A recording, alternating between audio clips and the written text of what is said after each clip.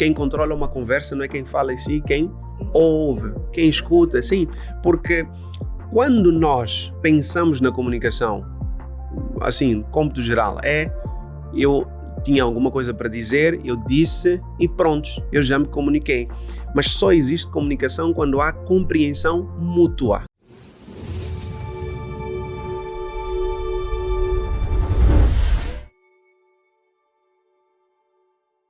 Olá, eu sou Marlena Chambule, executiva de recursos humanos, mentora de carreira e de desenvolvimento pessoal.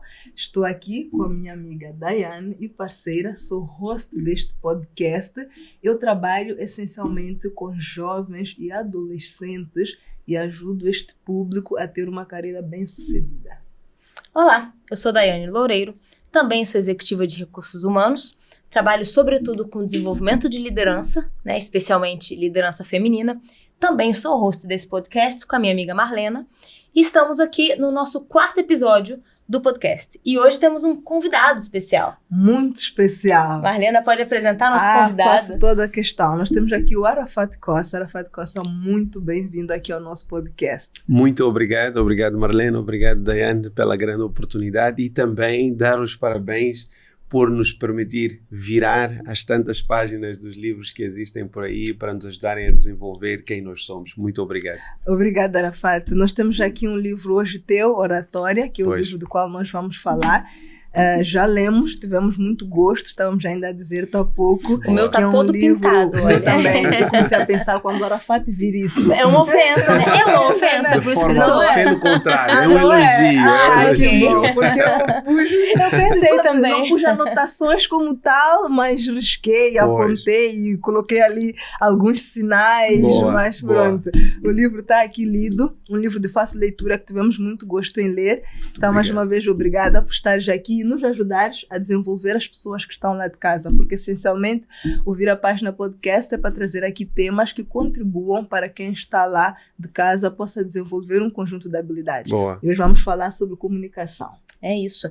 E assim, antes de passar a palavra para o Arafat se apresentar, a verdade é que pensamos nesse podcast para tentar desenvolver nas pessoas o gosto pela leitura. Porque as pessoas às vezes não tem esse hábito, né? A gente sabe que isso não é ensinado. Sim. E às vezes vem um livro assim e fala, é muita coisa, eu prefiro ver um vídeo muito rápido de 5 minutos, né? Sim. Então, muito obrigada, né, novamente pela sua disponibilidade. E você, na verdade, é o nosso primeiro convidado. Né? E a ideia de trazer você é justamente porque você tem um livro que é de muita fácil leitura, né? E que você fala muito fácil com as pessoas, com o seu público, de diversas faixas etárias. Então a gente acha que os propósitos são muito alinhados, né? Com o que a gente quer fazer aqui, com o que o Arafat faz. Muito obrigado. Olha, eu acho que é de iniciativas como estas que nós precisamos, principalmente para conduzir a nossa juventude, conduzir a nossa sociedade a bom porto, principalmente a componente da leitura. Eu digo isto às pessoas e é um fato interessante. Eu só comprei o meu primeiro livro, comprar do meu dinheiro, há mais ou menos 5 anos. E é engraçado que eu comprei o meu primeiro livro há 5 anos e lancei o meu primeiro livro 1 ano depois. Interessante. Aí já veio a paixão. Por que eu digo isto? Não que eu nunca tivesse lido antes disso, mas quando eu comecei a entender a necessidade de investir para o meu próprio crescimento, eu comecei a ser mais seletivo com aquilo que eu lia, eu comecei a ler coisas que me podiam encaminhar para os objetivos que eu tinha e o resultado também foi este. Comecei a ganhar cada vez mais gosto, comprava um livro, aprendia mais e isso só me trazia mais sede de aprender, até que chegou um momento que eu disse, olha, eu acho que isto é tão importante que eu devia também partilhar com as outras pessoas. Portanto, iniciativas como estas, onde nós criamos espaço para as pessoas poderem entender a importância deste desenvolvimento, a importância deste tipo de hábito, são excepcionais e para mim é um privilégio muito grande poder dar qualquer tipo de contributo para trabalhos, para ideias e iniciativas tão importantes quanto estas. Muito Que obrigada. bom. Mas então, antes de nós entrarmos para o livro Arafat, vamos permitir que as pessoas de casa te possam conhecer. Uma coisa que é bem curiosa, né? É que o Arafat é muçulmano. Sim. E o nome Arafat, tudo bem, soa de facto ao nome muçulmano, mas o Kossa, a minha em particular, eu tenho de confessar para quem está em casa e para ti, a minha em particular eu fico a pensar, Arafat e Kossa, que curioso este Kossa. Fala-nos, por favor, Arafat, quem é o Arafat, assim de forma breve, para que as pessoas de casa possam conhecer. Bem, o Arafat é majacasiano, o Arafat é de Gaza. E os pais do Arafat também são de Gaza. Ok. O curioso aqui é que o meu pai não é muçulmano e é dele que vem o Kossa, e a minha mãe é muçulmana. Resultado, eu tinha um avô que se chamava Arafat. E a minha bisavó aliás, a minha mãe queria fazer este agrado, porque quando eu nasci o meu avô já havia falecido. Sim. E a minha mãe queria fazer este agrado. Olha, vou dar o nome do meu falecido tio, que é para poder consolar o coração da minha avó. Então, o meu filho vai se chamar Arafat. Depois vem o meu pai que diz que não, este senhor tem que ter o nome do pugilista Mike Tyson. Então, o nome dele vai ser Mike e não Arafat. Portanto, o meu nome de registro nem sequer é Arafat. O meu nome de registro é Mike Samuel João Kossa. É assim que eu fui registrado. Mas aqui vem depois o poder do ambiente. Eu sempre cresci junto da família da minha mãe. E lá veio aquela coisa. Olha, ele não quis chamá-lo Mike como nós queríamos. Não quis registrá-lo como nós queríamos. Mas nós não somos obrigados a chamá-lo pelo nome que ele quer. Então, em casa, era sempre Arafat, Arafatinho, Arafat, Arafatinho. Durante muito tempo na minha vida, sempre me apresentei como Mike. Acontece é que, como disse, eu sou de Gaza. Mudei-me de Majacase para Maputo quando tinha provavelmente 10 anos. Nessa altura, eu acabei por me desconectar a certo momento da religião. Ou seja, praticava muito pouco da religião. Até que chegou uma altura em que eu decidi retomar esta parte de mim e que coincidiu com o momento em que eu comecei a fazer vídeos para a internet. E eu fazia vídeos que eram diretamente ligados à componente religiosa. Quando eu comecei a fazer produção de conteúdos para a internet, isto foi há 10 anos. Isto foi exatamente há 10 anos. No YouTube são bem antigos. Nessa altura eu fazia vídeos que eram ligados à religião. Então veio uma pergunta. Eu estou em Maputo, estou em Moçambique, agora já não estou em Majacase. Quando eu entro para o Facebook, eu estou a entrar para o mundo. As pessoas não conhecem nenhum Mike. Quem é que vai acreditar que um Mike está a falar sobre religião? Mas eu não preciso de chegar lá e dizer que eu sou Mike, porque eu também sou o Arafat. Eu disse, para isto que eu vou fazer agora, faz muito mais sentido. As pessoas vão ter maior facilidade de se conectar como muçulmano, com uma pessoa que o primeiro nome é Arafat, do que quando forem lá, Mike Kossa. Será que é muçulmano mesmo? Ou ele está a tentar apalpar? É uma tentativa de falar de um assunto que ele não conhece. Então, criei uma conta no Facebook e o nome era Arafat Kossa. E foi a partir daí que eu fui produzindo conteúdo. Um fato interessante sobre o Arafat é que as pessoas que me conhecem pelos meus livros, pelas minhas formações, pelas palestras, chamam-me Arafat tranquilamente. Existem 2 públicos que nunca me conseguem chamar por Arafat. Os meus colegas de trabalho e de escola, porque na escola e no trabalho sempre é Mike. É o nome de registro, até hoje, mesmo, conheces o Arafat? Arafat quem? O Mike. E, claro, o que não podia faltar, o meu pai. Claro. Para que tenham noção, quando eu me ia casar, eu mandei o convite de casamento para o meu pai, e ele vê no convite Arafat Kossa, ele liga-me, diz, olha, eu não vou a esse casamento, porque eu não tenho nenhum filho que se chama Arafat. Mas como assim, pai? E é engraçado que ele diz isso depois de nós já termos ultrapassado, porque ele começou a ver na televisão, eu apresentava um programa na televisão, ele via Arafat, e começamos a fazer uma brincadeira um com o outro. Ele ligava para mim e dizia, agora estou a falar com quem? Com o Arafat ou posso falar com o meu filho? Mas nesse dia, por que ele diz eu não vou a esse casamento? Porque ele pensou que por o convite a trazer o nome Arafat, eu tivesse trocado o meu nome de registro.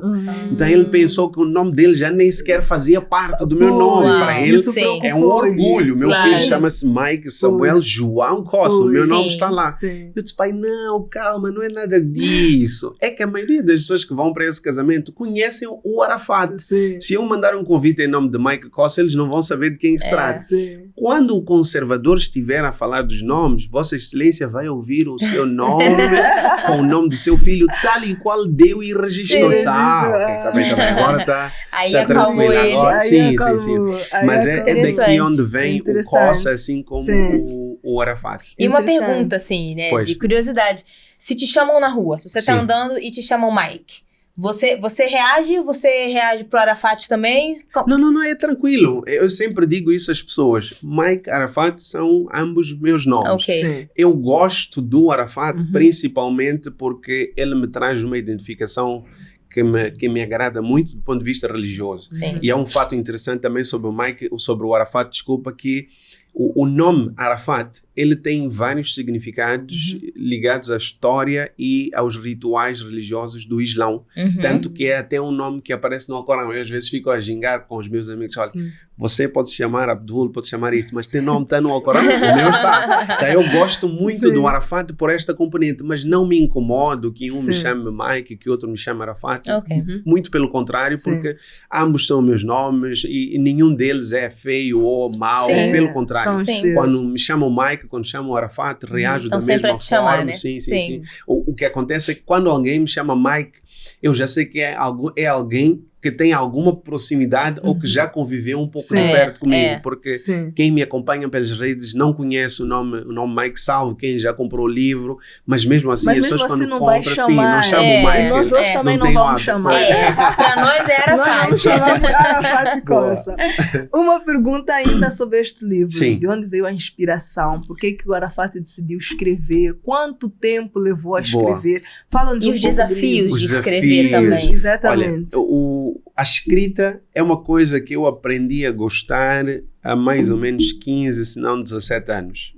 Eu escrevia poemas e escrevia muitos textos de reflexão. Escrevia muitas crônicas assim para gerar reflexão, e isto começou, eu lembro que ainda devia estar no ensino secundário. Nessa altura eu já ia ganhando gosto por escrever. O que aconteceu é que quando eu entrei para a universidade, eu comecei a perceber uma lacuna muito grande nos meus colegas. Vale dizer que a minha história com comunicação social começou na Rádio Moçambique. Eu comecei por fazer rádio. No mesmo ano recebi um convite para trabalhar na televisão. Então eu fazia rádio e televisão simultaneamente.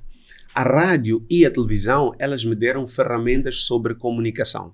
E eu me recordo que hoje eu recebo clientes, alguns deles são diretores, outros são CEOs, e há alguns que eu tenho que colocá-los a sentar e pedi-los para fazer exercícios de leitura. Que quando eu aprendi estes exercícios há 15, 17 anos, eu achava eles muito chatos. Mas eram exercícios que eu chegava na rádio, me recordo, tínhamos uma senhora, chamava-se Tia Faidat, é a Tia Faidat Zaid. Ela foi mãe e professora de muitos de nós, de muitos dos grandes comunicadores, inclusive, que nós temos aqui em Moçambique. E nós chegávamos lá e ela dizia, meninos, peguem nos textos, vamos começar a ler. E eu precisava, às vezes, de ler um texto 20 vezes. E para a minha idade era, meu Deus, quanta seca. Por que eu tenho que ler isto por tantas vezes? Hoje, quando as pessoas dizem, uau, gosto muito da tua dicção, gosto muito da forma como tu falas, eu digo, valeu a pena cada uma das 20 vezes que eu tinha que repetir aquele. Exatamente. E hoje eu recebo clientes muito mais velhos do que eu, com posição social muito mais elevada do que a minha, mas eles têm que sentar lá e eu peço, vamos fazer o exercício de leitura. Graças a Deus por serem pessoas muito mais crescidas e que já vão lá à procura de um objetivo muito claro, já não constitui dificuldade. Mas a rádio me ofereceu estas ferramentas para que eu me pudesse comunicar melhor e principalmente com públicos. Quando eu entrei para a universidade, comecei a perceber que os meus colegas tinham sérios problemas em relação a isso. E incomodavam-me porque eram colegas que faziam trabalhos excelentes, pesquisas de alta qualidade, mas depois a nota final não era muito boa, porque contava também a nota da apresentação. Então nós tínhamos, pessoas que faziam trabalhos muito bons, com direito a 18 valores. Se tivéssemos que avaliar a qualidade da pesquisa, era de 18 valores, mas depois tinham 12, 13, não é possível. E já vi colegas meus em risco de perderem o semestre, de terem que repetir uma cadeira. Não porque não iam bem nos testes, mas porque depois havia este desequilíbrio. E nessa altura apareceu-me alguém que liga-me num belo dia. Arafat, tudo bem? Eu sou uma estudante de psicologia, vou fazer a minha defesa no próximo ano e ouvi dizer que tu dás aulas de oratória. Naquele momento, e eu gosto de partilhar isto com quem nos está a acompanhar, porque diz muito sobre como nós reagimos às oportunidades que aparecem à nossa frente. Naquele momento eu pensei, eu nunca dei aulas de oratória, de onde é que ela está a tirar isso? Mas depois recordei-me, os meus colegas, quando tivessem dificuldades, eu ia dando sempre alguma sugestão. Eles entendiam naquilo que este é nosso professor de oratória. Sim. Ele vai nos dar aulas de oratória. Mas era mesmo de forma muito espontânea. Para que tenham noção, nessa altura eu nem sequer tinha lido um livro sobre oratória. Já tinha lido livros sobre comunicação no geral, porque eu estudei comunicação. Minha formação foi mesmo em comunicação, mas nunca tinha lido um livro que ensinasse de ponta a ponta a falar em público. Mas ia buscando da minha experiência, ia unindo a um artigo, às vezes um em outro vídeo. Quando ela ligou-me, eu disse, espera, eu tenho duas opções aqui. Uma é dizer a ela, deve ser engano, eu nunca dei aulas de oratória. A outra é aproveitar esta oportunidade para me tornar o que ela acredita que eu sou. Disse, olha, muito obrigado, falou com a pessoa certa, peço por favor um tempinho, eu volto a ligar para si amanhã, porque neste momento estou no meio de uma atividade.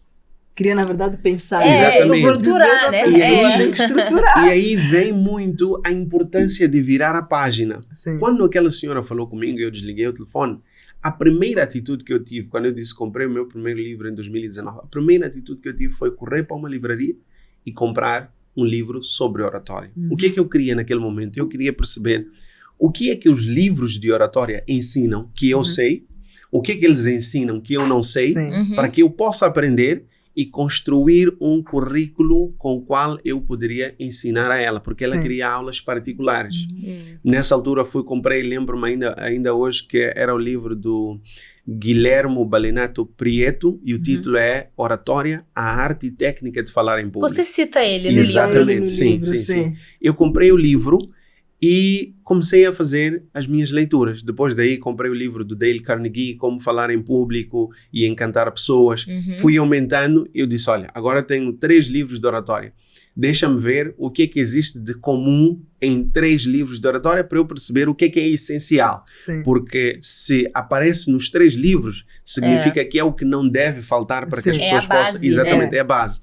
E eu peguei naquilo, comecei a construir o meu currículo, entrei num acordo com ela, comecei a dar-lhe aulas. No entanto, não era muito prático para mim, porque eu trabalhava fora da cidade e só podia dar as aulas durante o meu horário de almoço e às vezes não coincidia com a disponibilidade dela. E num belo dia veio-me uma ideia, espera, aquela senhora tem uma necessidade. E eu tenho aqui dezenas de colegas em toda a universidade que têm a mesma necessidade. Talvez o que eu preciso não é de encontrar tempo para ir encontrar com cada uma destas pessoas, e sim de encontrar um espaço onde eu junte todas elas para entregar as ferramentas que elas estão à procura. Nessa altura, eu construí um projeto, partilhei com a direção da universidade onde eu me formei, e eu disse, olha, eu quero um acordo simples convosco. Vocês me dão uma sala de aulas e vocês me dão certificados. Eu vou dar o curso e os estudantes da instituição só pagam 500 meticais de inscrição. Para o público lá de fora eu vou cobrar um outro valor, mas é a minha forma de devolver à universidade aquilo que está a fazer por mim e facilitar principalmente os meus colegas. Nessa altura surgiu o primeiro curso de oratória, que pelo menos eu tenho informação até agora, por aqui, foi nosso primeiro curso de oratória. E contamos com mais ou menos 30 participantes. Uau, muito bom. O que é que me chamou a atenção no curso de oratória? Eu tinha uma colega que ela, quando fizesse apresentações nas aulas, ela tinha calças samantadas. Calças jeans com aqueles riscos assim. Exatamente. E ela tinha uma particularidade. Quando ela fizesse as apresentações, ela ficava mas tão nervosa que a forma como ela canalizava as emoções, o nervosismo dela era canalizado para os dedos, de tal sorte que ela sempre ia colocando os dedos por entre a samanta das calças. No final de 2 semanas, uma calça nova dela, a samanta virava buraco. Sim, de tanto que ela toda hora... E inconsciente. Inconsciente. Vamos falar sobre isso. Quando ela começou a fazer o curso de oratória, terminou a primeira edição, eu disse, uau, as tuas calças agora duram mais tempo. eu uso isto como um marco, porque eu disse, espera, não foi só um curso. gerou resultados. Sim. Porque uma coisa é as pessoas dizerem, uau, muito obrigado, gostei muito. Toda a gente geralmente vai lá, às vezes até como uma forma de incentivar, vai nos dar comentários positivos. Mas quando nós vemos a diferença a ser feita na vida de alguém que passou pelo ensinamento, ali encontramos um sinal de que vale a pena. Com certeza. Naquele momento eu disse, isto funciona e eu não vou parar por aqui. Comecei a replicar e daí veio a grande ideia. Vou fazer o meu trabalho de fim de curso falando sobre oratória. Porque não se ensina oratória nas nossas instituições. Então eu vou pegar nas pessoas que passaram pelas minhas formações e utilizá-las como alvo do meu estudo para mostrar com A mais B que o aproveitamento acadêmico das pessoas pode melhorar se elas aprenderem oratória. O desempenho profissional também pode melhorar se elas aprenderem oratória e, consequentemente, a vida social de qualquer indivíduo que está bem do ponto de vista académico, do ponto de vista profissional, de alguma forma também vai encontrar espaço para melhorar. Eu fiz a minha monografia no dia da defesa. O meu tutor disse, tenho 2 desafios para ti. Depois de eu terminar a defesa, recebi ali a nota, ele disse, olha, eu tenho 2 desafios para ti. O primeiro é que isto tem que virar livro e o segundo é que tu tens que fazer o mestrado. Até agora estou a dever o segundo desafio. Mas o livro saiu. Uma parte da dívida está paga. Uma parte da dívida está paga. É interessante porque vem muita pergunta. Em quanto tempo é que o Arafat escreveu este livro? O livro, para estar assim como está, ele levou menos de um mês. No entanto, o que está neste livro é toda a minha vida. O que está no livro é toda a minha vida. É a minha experiência de mais de 10 anos. Agora estamos a falar de quase... Aliás, nós estamos a falar de quase. Este é exatamente o mês em que eu completo 15 anos a trabalhar com comunicação social. Então, este livro é resumo de 15 anos de trabalho.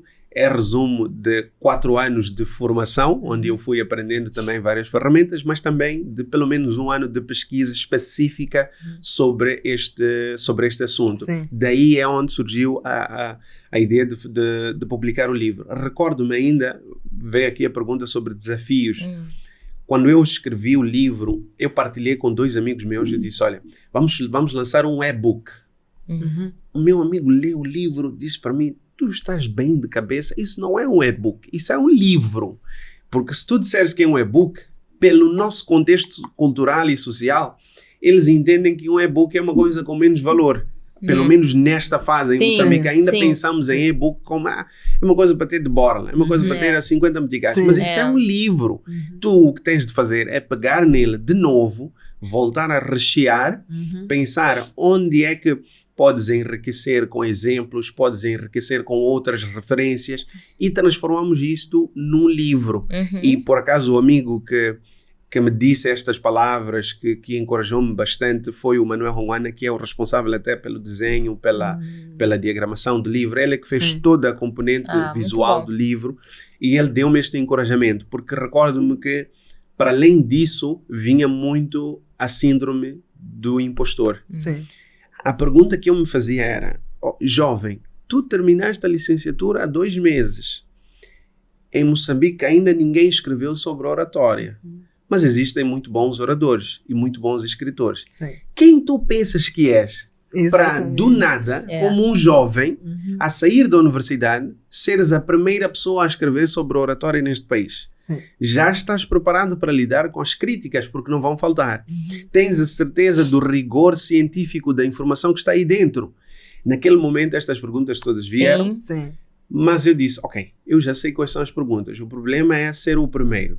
Não é minha culpa. Se eu for o primeiro, não é culpa minha. Quem não fez antes. Exatamente. A culpa é de quem não fez. Né? Exatamente. O problema é porque eu sou jovem. Não é preciso ser velho e nem toda gente que é velha faz as coisas bem feitas. Então isto não é critério. Que bom, serve de exemplo para a sociedade. Exato. E agora estamos a falar de rigor. Olha, isso pelo menos está no meu controle. Rigor científico, vou pegar, voltar a analisar. E eu tive muita sorte, devo dizer isto, porque é um livro cujas bases passaram por um trabalho de fim de curso. Sim. A monografia tem a particularidade de que ela passa pela revisão, tanto principalmente a nível científico, do meu tutor, mas também passa pela revisão do meu oponente. Sim. O que significa que ali eu já tinha duas cabeças da componente académica que analisaram o conteúdo, criticaram, e eu simplesmente peguei nas observações que vieram, tratei de melhorá-las e depois ajustar, porque este livro para a componente académica, ele está muito simples.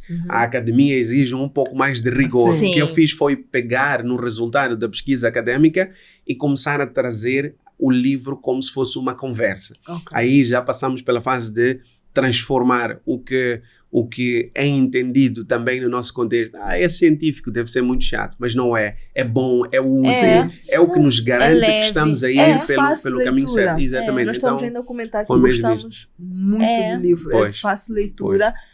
Devoramos o livro, que ainda lemos em tempo recorde. Muito rápido, muito útil. Tanto para um público mais jovem quanto um público até mais adulto, mais maduro, muito útil. Mas hoje nós vamos só falar de uma parte do livro. Sim. Nós vamos gravar 2 episódios para podermos falar deste livro tão importante, porque traz aqui uma temática que não esgota em 20 ou 30 minutos de conversa. Dúvida. Até também para as pessoas lá em casa terem o gostinho de realmente comprar, né? A gente quer dar aquele cheirinho. Sim. E eu acho que a gente já tá, sem querer, a gente já foi entrando no tema da comunicação, que é o tema do primeiro episódio de hoje, né? Porque o Arafat estava a dizer aqui, e muito bem, que a base veio da academia, mas que foi necessário adaptar para conseguir se comunicar. Sim. E aqui mesmo você fala, né, que comunicação é ser entendido. Exatamente. E é isso, é você simplificar o seu discurso, a forma como você fala, para que o outro te perceba. Pois. E aí eu posso dar até um exemplo pessoal. Sou brasileira, estou aqui há muitos anos. Sim. E muitas vezes, quando eu cheguei mais, até porque hoje em dia a minha forma de falar já mudou muito. Pois. Mas eu tinha que fazer um esforço para falar diferente, na minha cabeça talvez errado, gramaticalmente, porque eu aprendi a gramática de um jeito, e uma forma diferente do que eu aprendi, na minha cabeça era como se fosse errado. Sim. Mas eu tinha que falar isso porque a questão nunca era fazer o meu ponto, eu estou certa. Não, era fazer com que o outro entendesse. Então, hoje em dia, já não preciso fazer tanto esforço, né? Minha forma de comunicar adaptou. Sim. Mas muitas vezes eu me vejo ainda falando errado com um empregado doméstico, por exemplo, com alguém que tem uma menor instrução. Sim. Às vezes eu tenho que mudar o português, às vezes eu tenho que mudar o plural, o singular, para uma forma que eles vão entender. Porque esse é o objetivo da comunicação, não é? É fazer com que o outro nos entenda. Não é dizer que eu falo certo, você fala errado, minha gramática tá certa, a sua tá errada. Não. Então eu acho que o início, você fala disso logo ali nos inícios, né, nas primeiras páginas do livro. Sim. Que é a essência. A primeira vez que eu fiz uma palestra pública em Maputo sobre comunicação, o título da palestra é "Você realmente sabe comunicar?" E é assim que começa o livro. Você realmente sabe comunicar? E é uma pergunta que também me pareceu muito audaciosa da minha parte, e qualquer pessoa que ouvisse, eu lembro que sempre, pelo menos naquela altura, começava as minhas formações com essa pergunta. Essa era a primeira aula: vocês realmente sabem comunicar? E eu deixava que as pessoas levantassem as mãos e dissessem o que é que elas acham que é comunicação, e elas iam partilhando as suas ideias. Resultado, depois de eu explicar a essência de comunicação, eu voltava a fazer a pergunta. E também acontece o mesmo no livro também, sim. Olha, agora diz-me, você realmente sabe comunicar? E as pessoas, não, tivemos mesmo de repensar. Percebemos que não, exato. Isto porque, de novo, não podemos lançar culpas e nem é preciso procurar culpas, nós estamos a procurar de soluções. Sim. Mas o fato é que as pessoas têm motivos para não entender o que é comunicação, porque nós ensinamos tudo às pessoas, menos aquilo que realmente precisam para transmitir aquilo que nós ensinamos. Eu aprendi português, eu aprendi geografia, eu aprendi história. Como é que eu vou ensinar essa história a uma outra pessoa? É através da comunicação. O máximo que nós aprendemos sobre comunicação na escola, pelo menos em Moçambique, é emissor, mensagem, receptor. Pronto. O famoso modelo de comunicação de Harold Laswell. E eu lembro de ter lido, estou a falar aqui do contexto moçambicano, mas a Diane é brasileira, eu lembro de ter lido o livro do Dr. Lair Ribeiro. E ele coloca esta pergunta que também faz parte do livro. A pergunta agora não é o que é que eu sei, e sim como irei partilhar aquilo que eu sei. Existe um livro dele, o título é Comunicação Global. Acho que deve ser do século passado, 1980, se não estou em erro. Mas é uma pergunta pertinente. Estamos a aprender tantas coisas, mas depois como vamos partilhar estas coisas com as outras pessoas? Esta necessidade de ajustar a nossa comunicação a quem está a ouvir. Porque no final do dia, como se diz por aí, quem controla uma conversa não é quem fala em si, quem ouve, quem escuta, assim. Porque quando nós pensamos na comunicação, assim, cômputo geral, eu tinha alguma coisa para dizer, eu disse e pronto, eu já me comuniquei. Mas só existe comunicação quando há compreensão mútua. Sim. É por isso que os que vieram antes de nós utilizavam as pinturas rupestres, é por isso que eles utilizavam os sinais de fumaça, é por isso que eles utilizavam os pombos correios, tudo isto porque aquilo é o que funcionava para o contexto deles. Aquela era a forma que eles tinham a certeza que se nós deixamos este sinal, o outro vai perceber o que eu queria dizer. Não é uma condição. Hoje, ok, vamos começar o podcast, vir a página e começamos com o sinal de fumaça. O que aconteceu? Pegou fogo. É um incêndio. Ninguém entende não sabemos. Nada. Mas lá atrás era isto que nós chamávamos de comunicação. Não tínhamos livros, não tínhamos podcasts, não tínhamos chamadas telefónicas, não tínhamos cartas. Qual é a essência? Que nós nos consigamos compreender. Todas estas ferramentas, a escrita, a fala, os desenhos, os podcasts, os vídeos, tudo isto são ferramentas que nós vamos criando e ajustando ao longo do tempo com o objetivo de propiciar sempre a mesma coisa, compreensão mútua. As pessoas precisam de se compreender. E hoje, em particular, no início a Marlena perguntava ao Arafat, quem é o Arafat? Eu gosto de me identificar e de me apresentar como a pessoa que surge para ajudar as pessoas a terem melhores resultados na vida.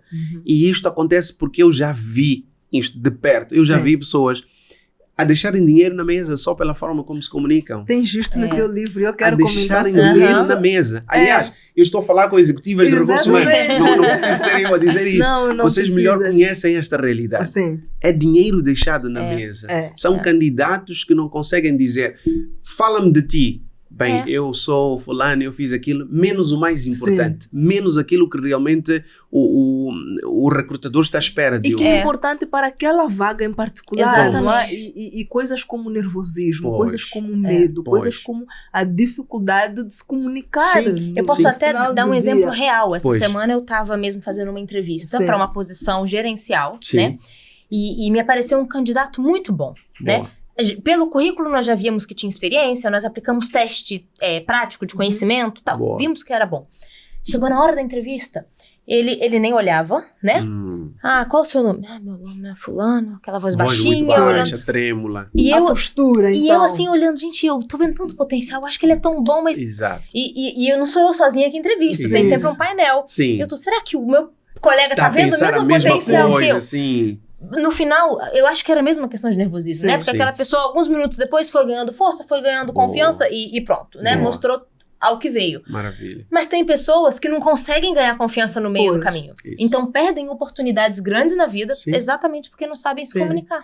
Eu me recordo... por favor. Não, eu queria só comentar aqui um pouco nesta questão dos 3 elementos da comunicação. E trazendo um exemplo de algo que acontece muito nas empresas, nas organizações. Não é? O Arafat está aqui a dizer, e todos nós estudamos comunicação desde muito cedo, já sabemos que tem o emissor, a mensagem e o receptor. O que acontece muitas vezes? As pessoas olham para a comunicação apenas com 2 elementos. O emissor e a mensagem. Quantas vezes nós não vemos alguém que envia um e-mail e passado 2 dias te cobra por alguma coisa, tu dizes, mas a mensagem chegou a mim. Não chegou, teve só você que mandou o e-mail, o seu e-mail, que é a mensagem, não chegou. Ou seja, se eu sou receptora, você não garantiu que eu recebi a mensagem e que eu percebi. Não, o exemplo do e-mail é só um, ou seja, acontece com N coisas. Às vezes até quando nós queremos delegar uma responsabilidade para alguém, nós na posição de líderes ou enquanto responsáveis de algum projeto, alguma tarefa, queremos delegar e chegamos para a pessoa rapidamente, damos uma instrução nem sequer nos preocupamos em querer saber se aquela pessoa percebeu. Não é? Sim. Por vezes, eu digo isso muitas vezes nas minhas mentorias de carreira. Crie o hábito de parafrasear. Pois. Quando alguém lhe transmite alguma coisa, você vai parafrasear, que é repetir com base no seu entendimento, até para aquela pessoa também ter o conforto de que você percebeu. Porque aí sim, houve uma comunicação. Sim. Né? Porque a comunicação tem que fechar esse ciclo. Né? O próprio aqui, uma das partes que eu marquei, né? O Arafat diz, no lugar de supor, perguntar se é mais barato e eficaz. Então, supor se o outro entendeu ou não. Ou supor que eu entendi o que você quis dizer, é mais fácil perguntar. Eu entendi isso, é isso mesmo. Né? Há uma coisa interessante, pelo menos aqui no nosso contexto, para mim, quando mais novo, acontecia muito e volta-nos aqui a ideia de elementos da comunicação. Veja que 3 elementos é o que o Lasswell trouxe nessa altura. Hoje os livros de comunicação falam de no mínimo 7 elementos essenciais para a comunicação. 7. Para além de ter emissor, mensagem, receptor, se eu for para onde nasceu a Daiane e disser, tudo bem, qual é a tua zona? O entendimento que se tem lá é outro. É outra coisa. A palavra zona no Brasil tem outro significado. Por quê? Porque eu não considerei o contexto. O contexto conta. Aqui, zona quer dizer bairro. Num outro país pode querer dizer uma outra coisa totalmente diferente. Exatamente. Tem a questão da linguagem, código. Eu falo aqui em português, a outra pessoa só fala inglês. Não existe comunicação possível. Porque eu estou a utilizar um código que não é comum, não é conhecido para a outra pessoa. Canal, como é que nós nos vamos comunicar? Olha, eu quero mandar um áudio no jornal. Não é possível. No jornal eu só consigo utilizar a comunicação escrita. O tipo de comunicação sempre tem de ser ajustado, ou o meio que nós vamos utilizar tem de sempre ser ajustado ao que nós estamos a fazer. E existe o 7º elemento, que é o feedback, que é a questão de parafrasear. E eu dizia que no nosso meio, pelo menos comigo, quando mais novo, acontecia isto. A minha mãe ou a minha avó dizia, olha, vai para a casa da tia fulana e vai comprar tal coisa. Está bem? Sim. A primeira coisa que ela fazia antes de me entregar o dinheiro é, o que é que vais dizer quando chegares lá? O que é que vais dizer quando chegares lá? Ainda não tenho sequer o dinheiro na mão, mas ela tem que assegurar que eu entendi o que ela disse, mas como é que ela vai ter a certeza? Quando eu repetir, quando eu disser para ela qual foi o meu entendimento. E nós fazemos isso com os mais novos, mas não fazemos quando precisamos. Já nos esquecemos de fazer com os mais velhos. Continuam a precisar. Continuam a precisar. Esses elementos o Arafat traz aqui no livro como os ingredientes. Sim, os ingredientes da traz comunicação. aqui de uma forma até bastante interessante. Muito lúdico, com né? tempero, com marinar. Traz aqui de forma bastante interessante. Mas tem uma passagem que eu também assinalei aqui no teu livro, Arafat, que eu quero trazer, porque isto é uma questão até provocativa, mas eu acho que é importante falarmos sobre isso. Eu vou ler. Vale frisar que é lamentável o cenário vivido na atualidade, onde julga-se o intelecto do indivíduo mediante a quantidade de palavras difíceis que é capaz de empregar no seu discurso. Não é? Sim. Então, comenta-nos sobre isso, por favor, eu acho isso muito interessante, eu fiz questão. Eu gravei um vídeo sobre isso ainda há dias, porque é terrível o que nós assistimos, é terrível mesmo. Esquecemos a essência de comunicação. Ainda no início a Daiane estava a trazer aqui um exemplo que ia muito para este lado. Nós pensamos que falar difícil é sinal de inteligência. E uma vez alguém me colocou algo e que me trouxe uma reflexão, que talvez até me mostre porque é que nós somos assim. O nosso contexto é um contexto de colonização e é um contexto onde havia uma diferença entre grupos. Para além dos próprios moçambicanos, nós tínhamos os assimilados. E uma das coisas que mostrava que eles eram assimilados era o seu linguajar. Ou seja, existe aqui uma herança cultural que ficou conosco, de que para que eu mostre que eu não sou como os outros, eu tenho que falar como aqueles lá. E aqueles lá falavam diferente, falavam difícil, falavam as palavras que era preciso ter um dicionário para nós podermos ir buscar. O que ninguém lembrou de nos dizer é que o colonialismo já acabou. Já não é possível tentar parecer, já não é preciso tentar parecer nada. Todos nós somos moçambicanos, todos nós somos daqui, todos nós somos de casa, todos nós falamos português. Sim. E o maior objetivo de falarmos português é que nós nos consigamos compreender. O que acontece é que as pessoas pensam que falar difícil é sinal de inteligência. Sim. E isto ficou uma moda tão, mas tão comum que existem pessoas que se dedicam a isso. Sim, da mesma forma que estudam palavras ele vai buscar palavra difícil com o objetivo de empregar no meio do discurso.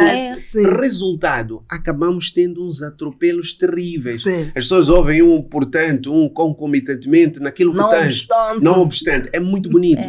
Mas esquecem de procurar a origem destas palavras na gramática. Aí entra num contexto que não tem nada a empregar de forma certa. É preciso saber o que é que isto é. Para que é que serve, em que tipo de frase é que eu devo empregar. Eu, no outro dia, trouxe o exemplo do portanto, das pessoas que... Eu estava aqui pensando no portanto agora. A pessoa começa o discurso e a primeira coisa que diz é portanto. Mas portanto, não tem como começar. É conclusivo. Exatamente. É conclusivo. Mas as pessoas, porque não entendem, é tal coisa de...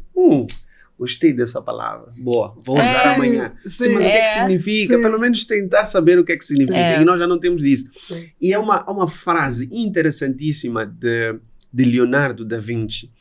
E ele diz que a simplicidade é o grau mais elevado da sofisticação. Sim. E acho que você menciona essa frase aqui no livro em algum momento. Exato. A simplicidade é o grau mais elevado da sofisticação.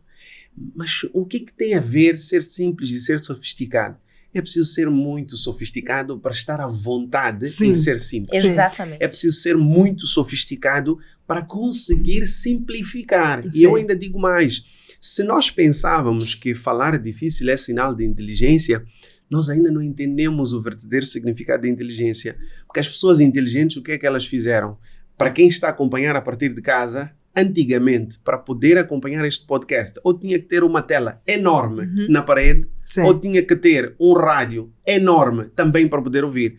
A inteligência é simplificar o complexo, facilitar o difícil. Prontos.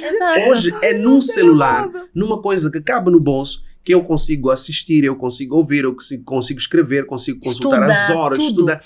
Isto é inteligência. O que era complexo foi tornado fácil. O que era difícil foi tornado simples. Isto é inteligência.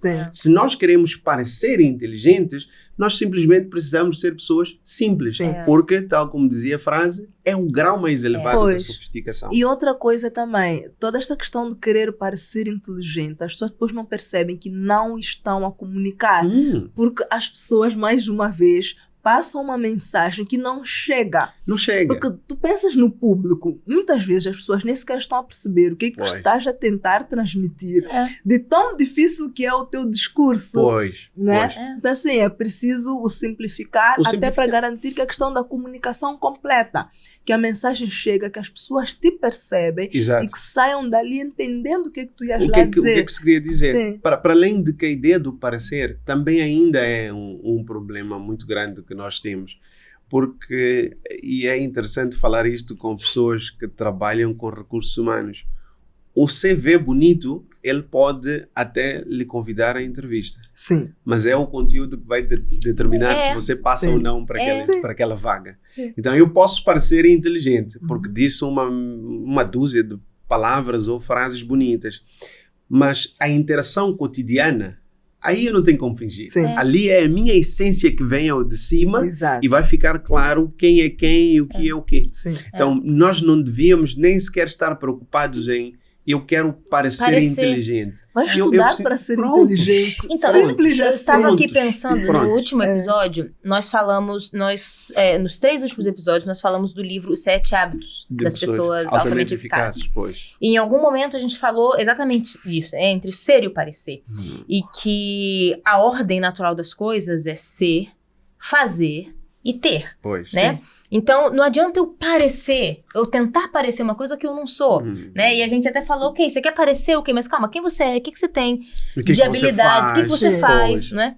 Então, realmente, a gente, até por conta das redes sociais, a gente tá falando aqui de comunicação, eu acho que hoje em dia, grande parte da comunicação tem muito a ver com você mostrar para os outros, né? Não você comunicar conteúdo e tudo, mas você mostrar coisas que muitas vezes você não é. Não é, não tem. E força as pessoas a ficarem nessa superficialidade, né? Pois. Eu quero parecer inteligente, eu quero parecer um bom comunicador, eu quero parecer que tenho boas posses e etc, mas não se preocupam com a essência, né? Que é mais simples. Aqui vem a dificuldade das pessoas para perceberem a necessidade de sermos autênticos. Por quê? Porque vamos aceitar, é uma realidade dura, mas é a nossa realidade. Sim. O normal, o bom, o correto hoje em dia não vende. O que vende é o polêmico. O que vende é o que grita. O que vende é o que parece de luxo, mesmo não sendo de luxo. A verdade é que acontece. Mas nós também temos casos de pessoas que abraçaram a originalidade, a autenticidade e estão no auge. Sim. O que é que acontece connosco? É que nós não temos a paciência de suportar o processo. Eu quero começar hoje e amanhã ter 1 milhão de seguidores. Eu quero começar hoje e cobrar amanhã o cachê de um palestrante de nível mundial. Mas não é assim que funciona. É um processo. É doloroso. É por isso que lá à frente também é muito prazeroso. Porque nós conhecemos o resultado que estamos a consumir e sabemos de onde ele veio. Conhecemos bem o suor que tivemos de gerar para conseguir chegar onde nós estamos. Então temos aqui a necessidade de encontrar um ponto de equilíbrio. Atenção que não estou aqui a fazer uma apologia a sermos todos iguais, porque também encaixar não é o resultado. Precisamos de mostrar quem nós somos. Mas a verdade é que qualquer indivíduo que abraça a sua autenticidade não vai ser igual à maioria, porque nenhum ser humano é igual à maioria. Nós nos perdemos exatamente quando esquecemos que somos autênticos, que somos únicos, somos originais, para fazer como fulano faz, para fazer exatamente o que fulano faz. Às vezes acabamos aprisionando os nossos dons, os nossos presentes, as prendas que existem dentro de nós, porque queremos fazer exatamente o que o outro fez. A famosa ideia e a comparação da girafa que está dentro da água a falar com um vitelo. A girafa está dentro da água, o vitelo pergunta, é muito fundo? Ele diz, não, para mim só chega no pescoço. Se o vitelo for naquela ideia, ele esquece que eu não tenho as mesmas características físicas que uma girafa. O pescoço dela não está na mesma altura que o meu. Para ela estar no pescoço é tranquilo, eu entro lá e adeus vida. Então nós entramos muito neste caminho e nos esquecemos da nossa essência. Olha, eu sou assim, eu vivo desta forma. É uma coisa, inclusive, que eu faço muito questão de preservar quando eu estou em contextos de mentoria e de treinamentos. Alguns clientes meus vêm ter comigo, Arafat, eu sei que eu sou um diretor, eu preciso de aprender a falar em público, mas há algumas coisas, eu sou assim, eu não consigo soar muito política, eu não gosto muito de ter aquele discurso todo cheio de dificuldade. E eu sempre digo para as pessoas, eu não trouxe aqui ninguém para fazer você deixar de ser quem é. Pelo contrário, o que nós vamos fazer aqui é pegar no que você é e transformar isso numa força. Tem uma cliente que veio ter comigo, ela é uma pessoa, eu digo para ela, é uma pessoa de alma genuína. É o tipo de pessoa que quando abre o coração, você fica encantado com o que tem para dizer. Exato. E eu disse para ela, se num dia você estiver numa conferência e for convidado a fazer um discurso e não estiver preparado, não se preocupe em ir lá e dizer todas aquelas palavras difíceis. Faz aquilo que você sabe fazer de melhor. Abre o coração. Porque essa é a tua maior força. A tua maior força é dizer para as pessoas o que lhe vai na alma. E a sua alma é uma alma que tem luz positiva, que tem boa luz. Não priva as pessoas disso. Se eu encontrar uma outra pessoa, aconteceu isto quando estive em Angola no ano passado. Eu estive em Angola e foi interessante que havia lá uma oradora a partilhar o palco comigo, que ela dizia assim para mim, Arafat, eu acho que eu brinco muito, eu quero que tu trabalhes a minha comunicação. E é uma pessoa com exposição enorme em Angola e no mundo. Eu disse para ela, sabes, eu não acho que tu tens que deixar de ser quem tu és. Eu não acho que tu tens que ajustar a tua comunicação para seres como o Arafat. O Arafat chega lá, é a marca do Arafat. Mas tu és essa pessoa. Provavelmente, as pessoas que enchem para te ouvir falar, enchem justamente porque gostam disso. De alguém que está à vontade, de uma pessoa que é tranquila, que não se aprisiona. Exatamente. Então, é muito importante que nós consigamos reconhecer quem somos, como nós gostamos de ser, e a partir daí percebermos como eu transformo isto numa força para ser quem eu quero ser. Refinar, né? Exatamente, refinar. Perfeito. Arafat, eu tenho uma pergunta para ti ainda aqui no âmbito da comunicação, Sim. não é?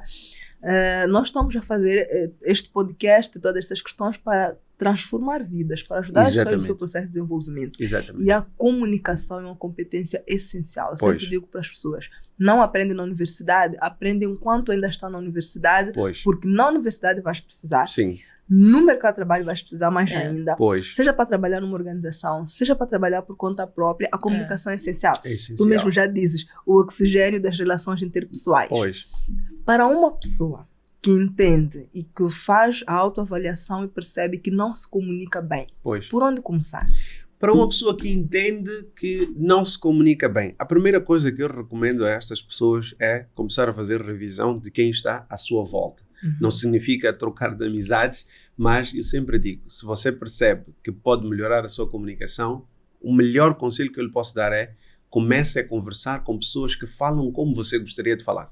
Comece por aí, é o mais fácil. Eu estou a dar este conselho tendo em conta que estamos a falar para diversos públicos. Sim. Nem toda a gente eu vou dizer, olha, sai logo e vai comprar um livro. Então o Arafat disse para comprar um livro, ainda não consigo comprar um. Se eu tiver um estudante a acompanhar, ele diz, ainda não é para mim. Não, a primeira coisa que você faz é essa. Começa a cercar-se e a conversar com pessoas que falam como você gostaria de falar. Perfeito. Arafat, mas eu não consigo. São pessoas que estão um pouco distantes. Tudo bem. Então começa a ouvir estas pessoas com frequência. Começa a acompanhar as palestras, as aulas destas pessoas com frequência. É muito importante.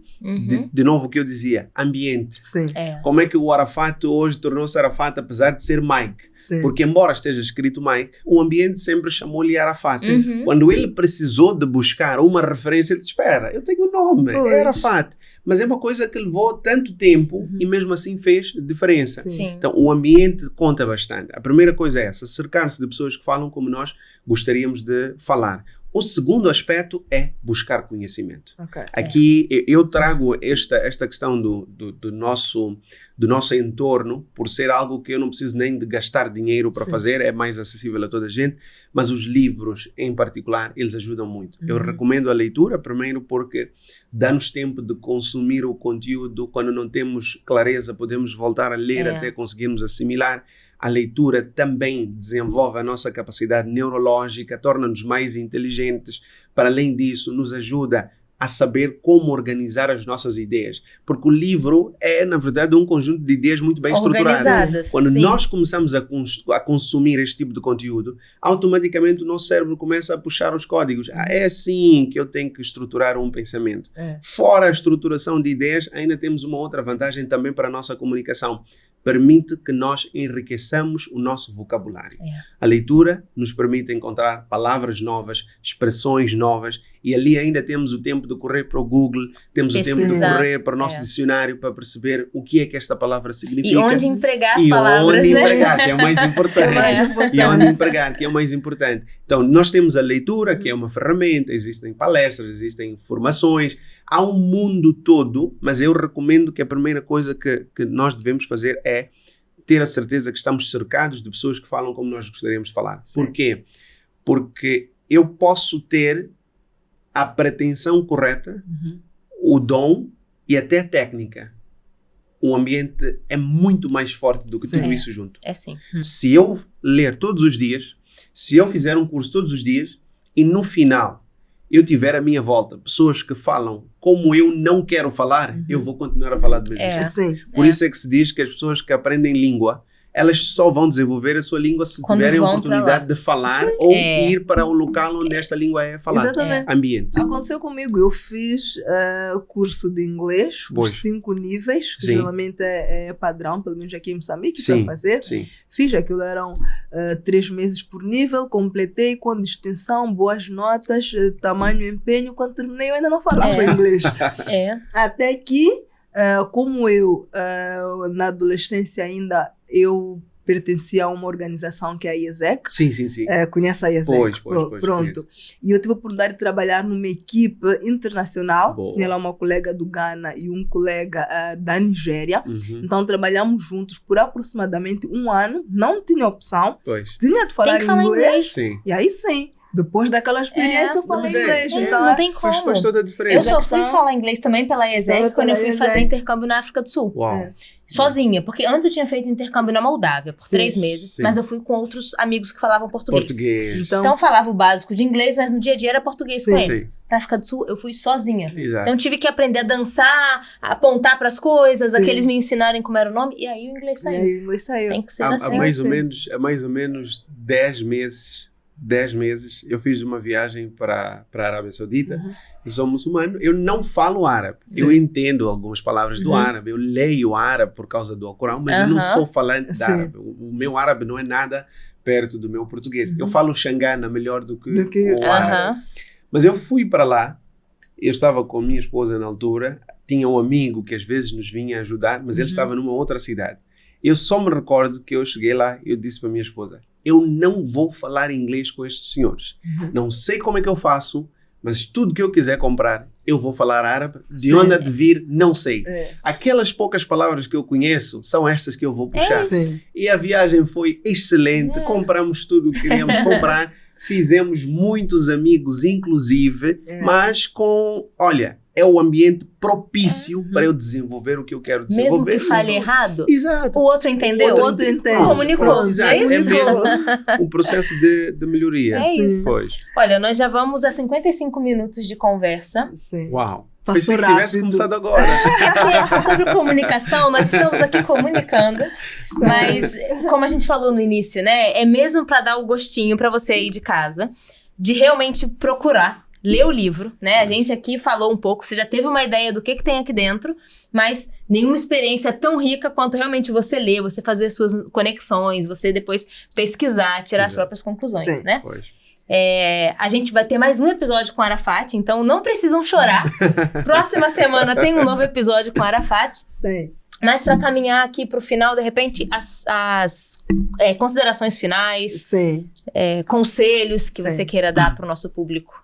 Eu quero primeiro agradecer mais uma vez este convite, faz-me muito, muito feliz e muito grato, mas também congratular e incentivar. Espero que não parem nunca, que daqui a pouco já tenhamos a notícia do 100º episódio, do 100º episódio, porque é uma iniciativa muito, muito importante mesmo, e aproveito também para recomendar a todos que estão do outro lado, este é somente o 4º, ainda vem vários outros, e é uma forma, como vocês já devem ter percebido, de terem noção, de terem resenhas até de livros antes mesmo de vocês colocarem cada um deles nas suas mãos. É uma boa oportunidade para nós aprendermos, para nós percebermos o que é que este mundo da leitura efetivamente tem para trazer a cada um de nós, e tenho a certeza que todos os episódios que ainda vêm pela frente serão de muita valia. Então eu agradeço, e a todos aqueles que nos estão a acompanhar, a recomendação é, tal como estávamos aqui a dizer, trabalhem para melhorar a vossa comunicação. A Marlena já deu o conselho, se não aprendeu na universidade,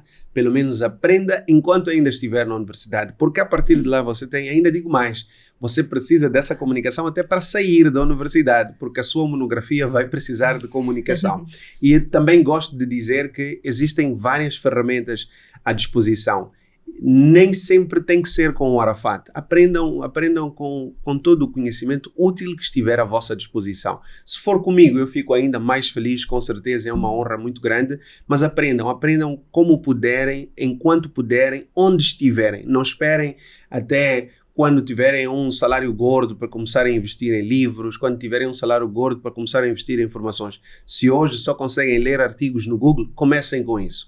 Se hoje só conseguem acompanhar podcasts valiosos como este, comecem com isso. Mas vão sempre trilhando a vossa jornada, e este é um processo que não termina. Digo mais, são 15 anos a trabalhar com comunicação, mas até hoje eu ainda sinto frio na barriga quando vou falar. Sim. Ainda sinto frio na barriga. Ou seja, vamos falar bem sobre isso no próximo episódio. Ainda não estou completo. É um processo contínuo, e eu convido a todos vocês a começarem também o vosso. Sim. E esta questão do processo contínuo é para todos nós, não é? Para todos nós. Eu já não me recordo qual foi a primeira vez que eu estudei sobre comunicação, já faz com certeza muitos anos, Pois. e eu não paro de buscar conhecimento sobre a comunicação. Exatamente. Porque é essencial, é indispensável. É o oxigênio. Faz parte das relações, é o oxigênio. É o oxigênio das relações, de facto. Então pronto, vamos hoje encerrar. Arafat, mais uma vez, obrigada ao público de casa que nos acompanha. Muito obrigada por estarem conosco aqui nesta 1 hora. Quem ainda não assistiu os episódios anteriores, vá, assiste. Falamos sobre os 7 hábitos de pessoas altamente eficazes, 3 episódios sobre um livro também bastante rico. Sigam-nos nas nossas redes sociais, vira a página podcast. Os endereços vão aparecer aqui embaixo, os endereços também das redes sociais do Arafat vão aparecer. Sigam-nos e até o próximo episódio. Até a próxima. Tchau, tchau.